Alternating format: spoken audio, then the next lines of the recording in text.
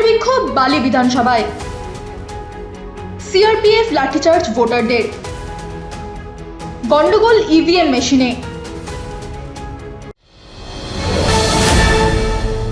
সরকারি ত্রাণ সামগ্রী পৌঁছাবে কি করে সাধারণ মানুষের কাছে? সরকার থেকে সব মিললেও মানুষের হাত অব্দি পৌঁছায় না সেই জিনিসপত্র। কেন পৌঁছায় না তার এক প্রমাণ মিলল আজ সন্তোষপুর এলাকায়। একাধিক ত্রাণ সামগ্রীর খোঁজ মিলল সার্ভে পার্ক থানার অন্তর্গত সন্তোষপুর এলাকা থেকে। পাওয়া গেল সরকারি লোগো দেওয়া বালতি, গামলা, অক্সিজেন সিলিন্ডার ছাড়াও আরো নথিপত্র। এই পার্টি অফিসটি আগে ছিল সিপিআইএম এর। 2021-এর নির্বাচনের পর এই অফিসটাকেও বাগিয়ে নেয় তৃণমূল কংগ্রেসের কর্মীরা। হাওয়া পরিবর্তনের পর সিপিআইএম পুনরুদ্ধার করে এই পার্টি অফিস, আর সেইখান থেকেই উদ্ধার করে সমস্ত নথিপত্র সহ আরো জিনিসপত্র।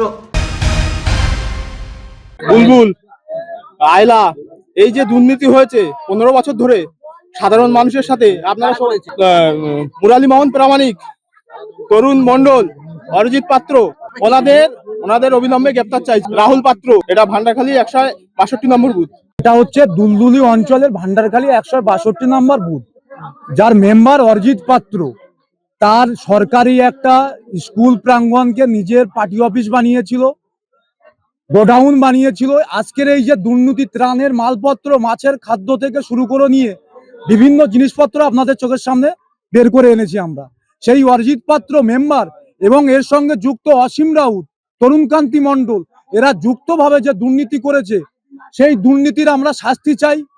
আমরা ইমিডিয়েটলি সরকারের কাছে আবেদন পাঠাতে চাইছি, এদের ইমিডিয়েটলি গ্রেপ্তার করা হোক। আমার নাম অলোকেশ মণ্ডল।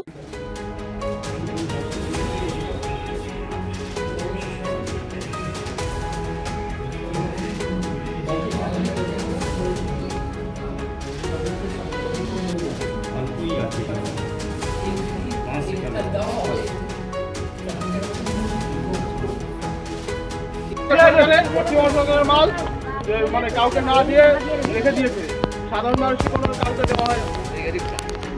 কোথায় এটা এটা হচ্ছে ভান্ডারখালী 162 নম্বর বুথ। এই বুথের মেম্বার